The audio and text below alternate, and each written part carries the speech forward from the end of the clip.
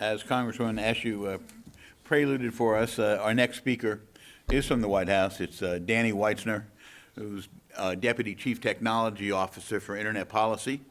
Danny has been in our world and involved in all the key issues for many years, time at EFF, CDT, World Wide Web, in policy positions, important roles.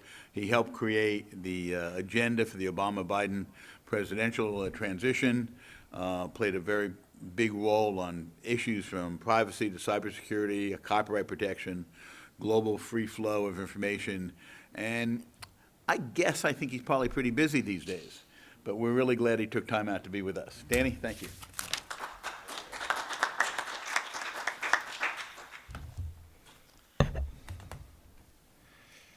Good morning, everyone. Thanks so much, Ed. Really appreciate you having me here. Appreciate you getting everyone together.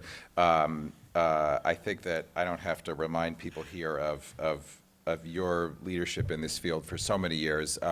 You've really brought a critical voice of openness to this debate. I want to talk about the word that we hear so often in Washington, the word that Congresswoman Eshoo referred to, balance. We all know we need balanced policy approaches. Very few people argue against balance. It's kind of a hard argument to make. But I want to talk about how we've approached balance in internet policy making and how we have looked from the very beginning of this administration to find a balance on these critical issues that leans toward innovation. Because as you heard from the Congresswoman, as you all know very well in your work, our future critically depends on having an open, free, innovative internet and information technology industry. We need those conditions for innovation in the domestic marketplace, and especially, as Ed pointed out, as the Congresswoman pointed out, we need those conditions of openness and innovation all around the world in order to have continued success in the internet environment. So for us, the challenge has always been how to support principles of open innovation while at the same time meeting the needs, the responsibilities that government has to protect consumers, to protect intellectual property, and to safeguard our national security.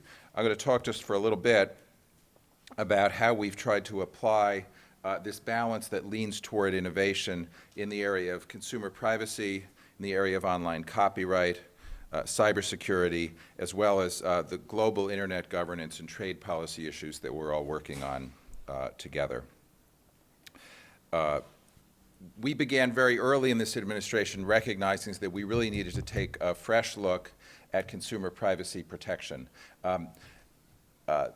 This is an administration that's been committed to values of privacy from the beginning.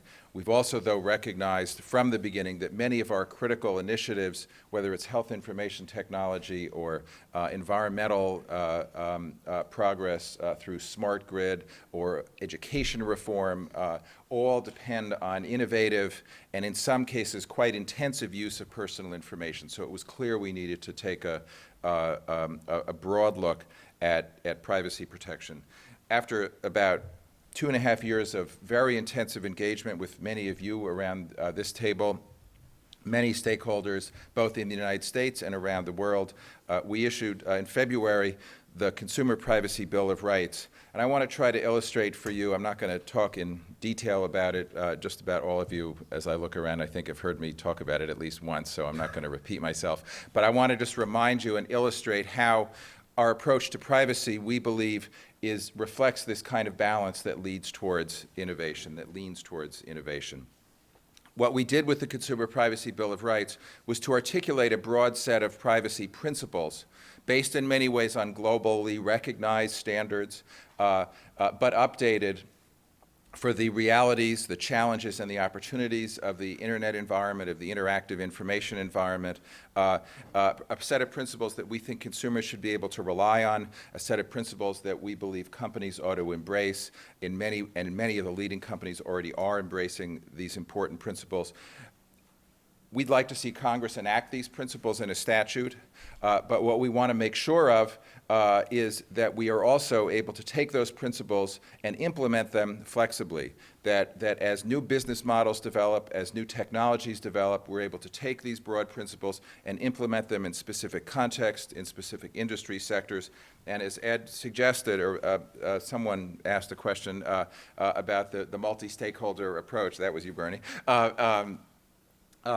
We've said we want to take these broad principles and have a mechanism by which government can act more as a convener than a regulator, more as to bring parties together to reach agreements rather than to dictate fixed rules. And we think that this is a way that we can make sure that consumers have the privacy protection we believe they deserve. We think this is a way that new companies that come along are able to find guidance about what it means to respect privacy in the new technologies and the new business practices that they develop.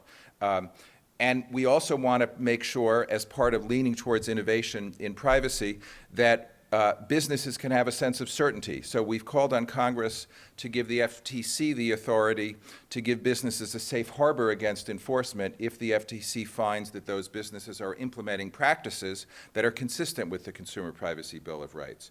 We think that the FTC has done an extraordinary job in privacy enforcement over the years with actually very scant specific privacy authority when you look at their statute, but really we think they are a world-leading privacy enforcer.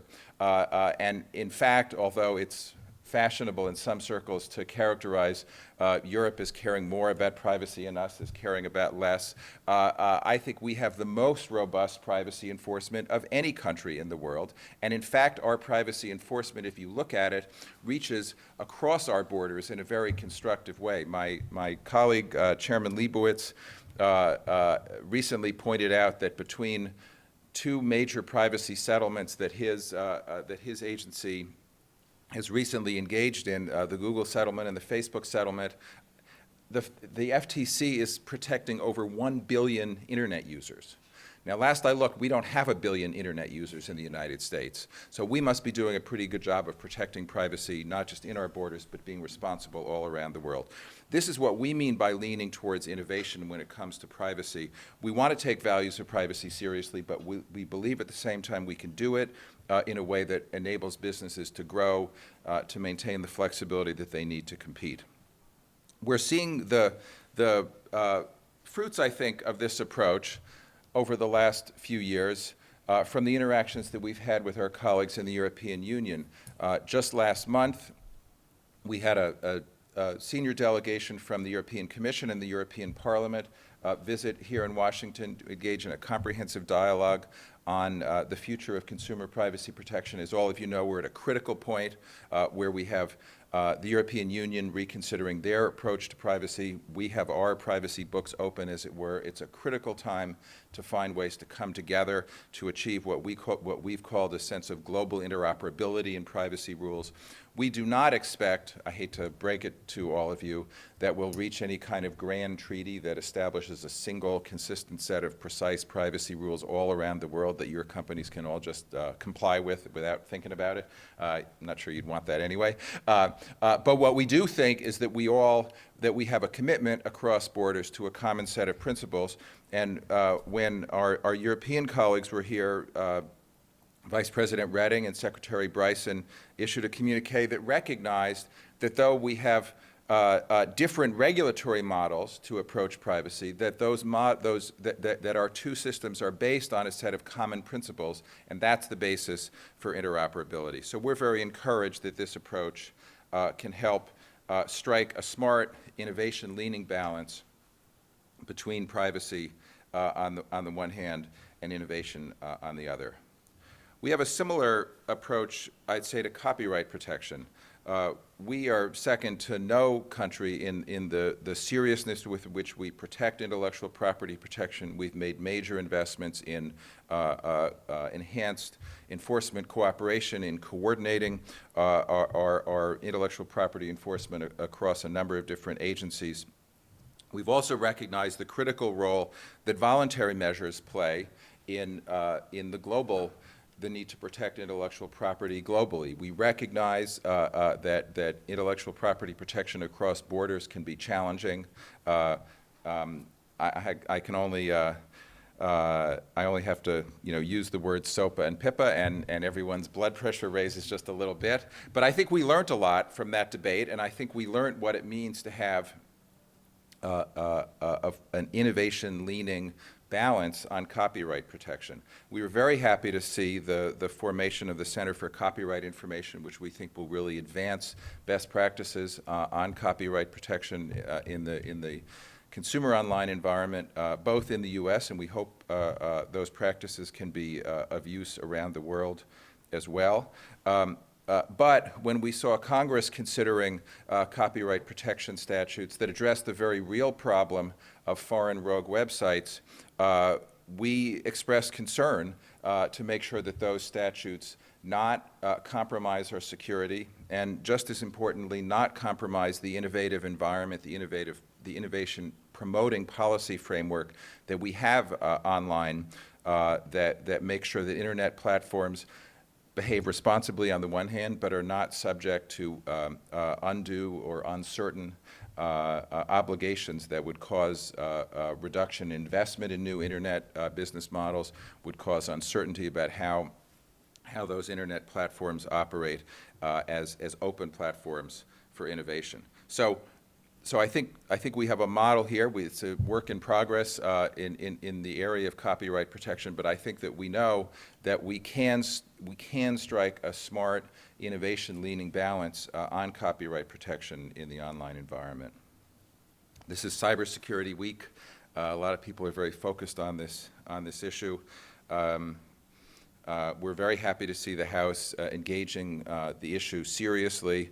This is another issue where I think it's critical to find a smart and innovation-leaning balance. We've said very clearly that cybersecurity is a major priority. We've presented a comprehensive cybersecurity package to the Senate and have been working very closely with the debate there. But we've also said that cybersecurity legislation can't tip the balance in the wrong way.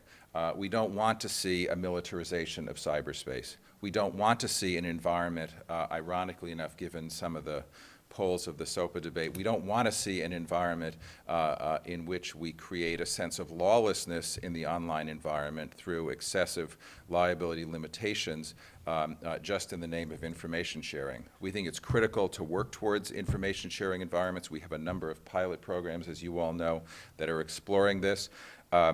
We think it's important that industry have clear liability rules in that information sharing. We don't want to discourage information sharing in any way unnecessarily.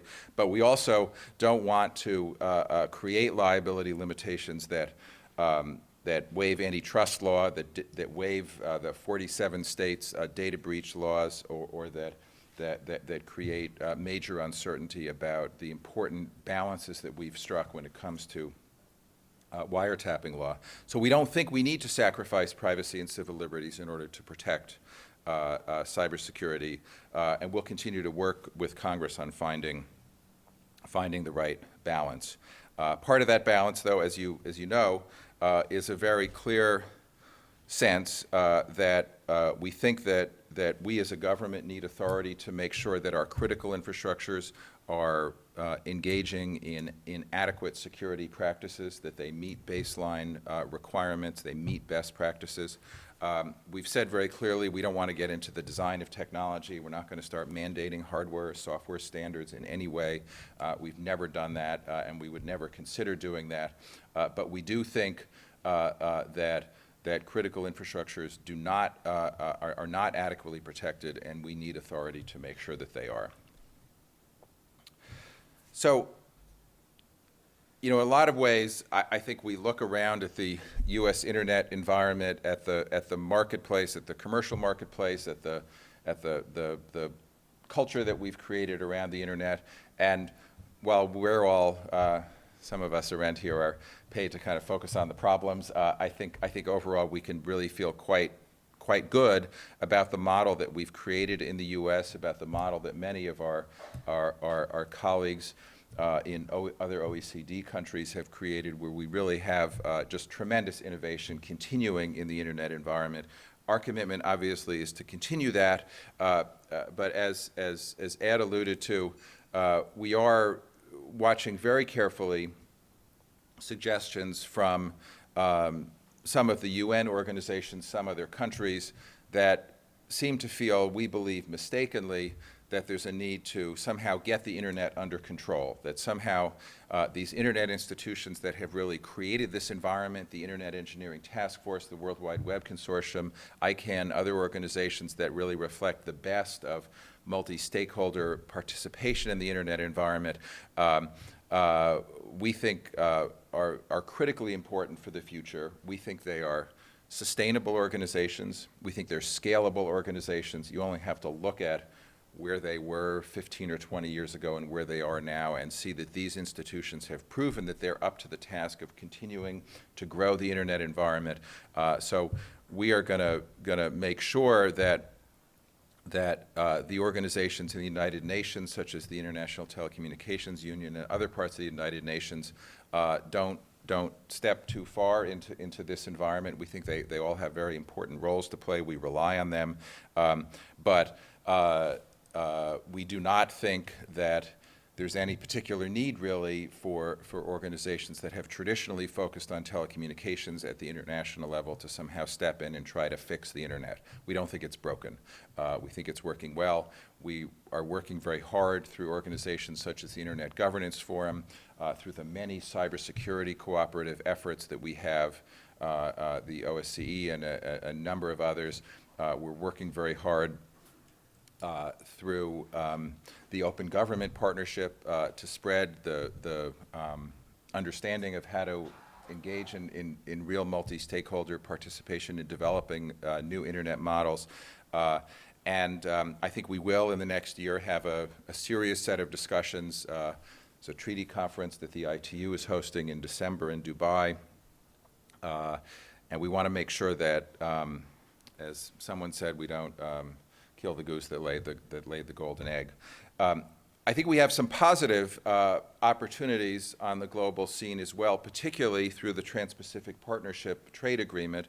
The President has made this a major priority in establishing an open trade environment with a number of our Pacific Rim allies. And I think what is particularly encouraging for the interest of people around this table is in the TPP, we have both a discussion of what trade commitments ought to be to encourage intellectual property protection, and we also have a discussion of what trade commitments ought to be to encourage the development of cloud computing, to encourage the spread of internet platforms throughout that marketplace. The discussions going on at the TPP are putting particular emphasis on making sure that we avoid specific data localization requirements, which would clearly be a major problem for many of the internet platforms and the cloud services that are being offered today. And we want to make sure that we are minimizing national regulatory barriers, often put up in the name of protecting privacy or cybersecurity, which we think are real risk of becoming non-tariff trade barriers. We think that the model of enforceable codes of conduct based on global standards that we've pioneered with privacy and security and other policy areas can be a very positive alternative to the national barriers that sometimes these regulatory regimes can impose. We certainly believe that governments, ours included, have a need, have an imperative, have a responsibility to make sure that they're protecting privacy, that they're protecting their citizens' security in the use of these services. But we want to make sure that the regulatory barriers are structured in a way that keep these borders open, that keep these marketplaces open. So I think that the challenges you can see in all these different areas is to find this balance, to find the proper relationship between very clear government responsibilities to protect our citizens, to protect our businesses, to protect property in a way that also remains open to innovation, that leans towards innovative solutions. In order to do this, in order to succeed at this, we really need all of you to help. We need all of you to help participate in the multi-stakeholder processes that advance policy interest, whether it's in the area of privacy or copyright or security. We need to build a sense that these approaches, which are working, we think, very well, can continue to work and can continue to grow. We also need you to spread this message with your partners around the world. I think the United States is in a very unique position as to the internet environment. We obviously have a very strong position in this marketplace, but as all of you know, we do this based on the fact that we have partners all around the world who are using these services, who are benefiting from these services, particularly in the context of the ITU debate, of the UN debate. I think we sometimes narrow our focus into a kind of a one country, one vote view of the world. We have a sense that perhaps some of the countries that are not as developed when it comes to internet usage have a monolithic view of these issues. My experience traveling around the world, the experience of many of my colleagues, is that in almost any country that you can think of, there are internet innovators hard at work.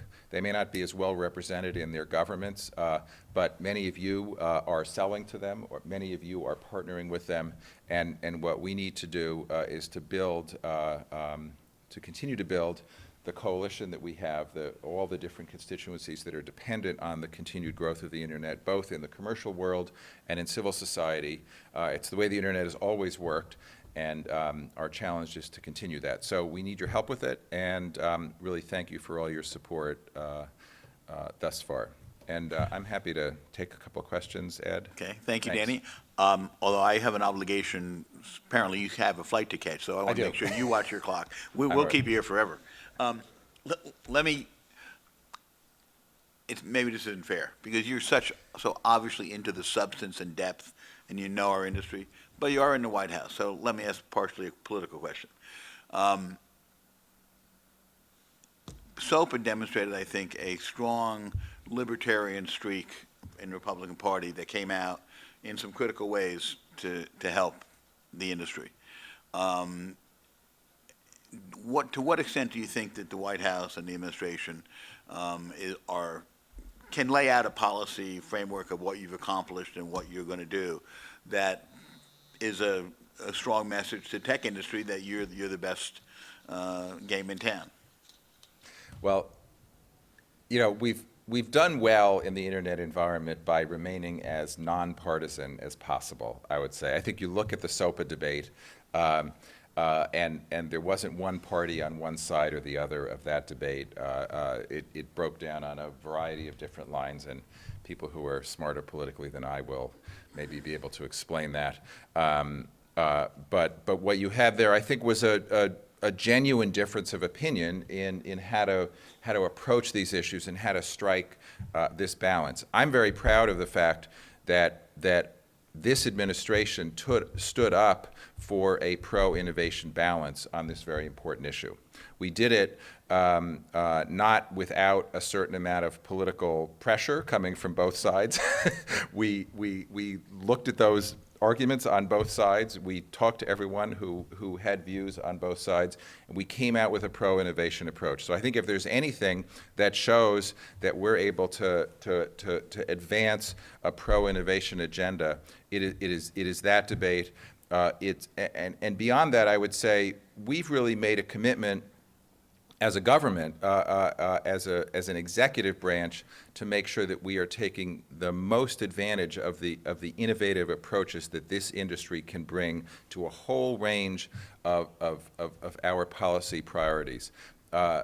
Anyone who would want to look at us as kind of old school, simplistic regulatory Democrats, I think would just be proven wrong by the large number of innovative, of open government initiatives that we have addressing a whole range of issues, again, whether it's healthcare or education reform, support for veterans, support for job creation, new spectrum.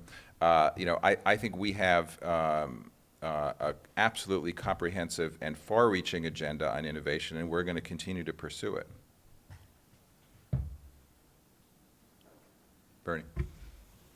First of all, thank you for coming and joining us all here today. This is an important dialogue.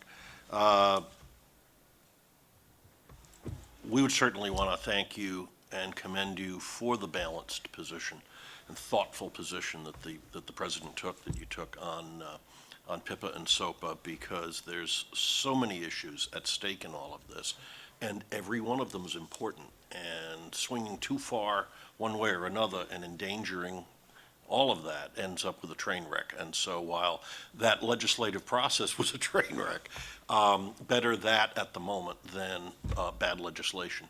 But this process that you've begun, this multi-stakeholder set of issues on privacy, data, and all of that, can't emphasize too much the importance of the issue that you've touched on for a moment, and that is the trade barrier of the 21st century.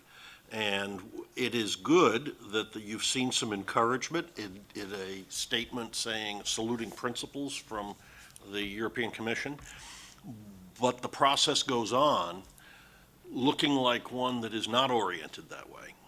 And so this multi-stakeholder process here and how it then interacts in dialogue on a more global view of a principle-based policy with Europe is absolutely essential, or we're going to end up with a balkanized, barriered global internet economy, electronic economy that's not going to realize the growth that we in this country certainly need, but really that the whole world needs if the information economy is really going to be the 21st century economy that's going to just balloon and be the source of jobs and new invention going forward.